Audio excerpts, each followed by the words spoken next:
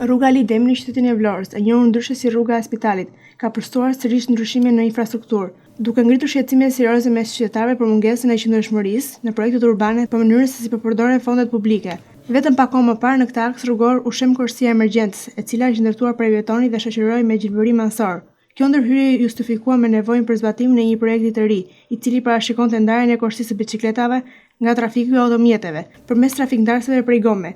Megjithatë, ky projekt rezultoi jetë të shkurtër. Vetëm disa muaj më vonë, edhe trafikndarësit prej gome u hoqën, duke rikthyer pothuajse rrugën në gjendjen e mëparshme me dy korsi për qarkullimin e automjeteve.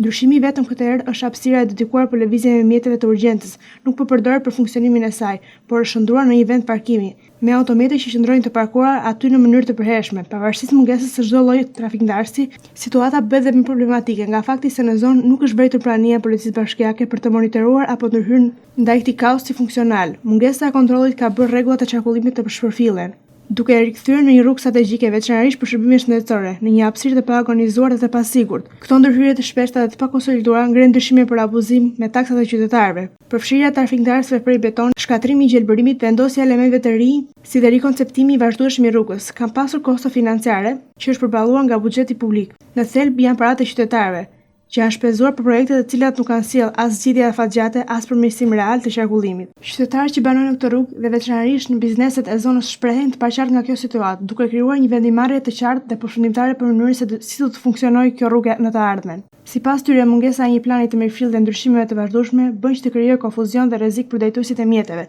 këmbësorët dhe sidomos për shërbimin e emergjencës. Edhe më shqetësues është fakti që të gjitha këto ndryshime janë kryer pas një lloji njoftimi paraprak për qytetarët. Nuk ka pasur komunikim mes mediave për mënyrën se si do të funksionojë qarkullimi në këtë aks rrugor. Por çfarë ndryshime do të aplikohen dhe cilat janë përfitimet konkrete të këtyre ndërhyrjeve? Në këto kushte, rruga Ali Demi shërben si një aks kryesor. Transparenca dhe planifikimi i kujdesshëm duhet të ishin prioritar. Qytetarët kërkojnë llogaridhënie nga institucionet përgjegjëse për një zgjidhje përfundimtare dhe të garantojë siguri, funksionalitet dhe përdorimin e drejtave të fondeve publike.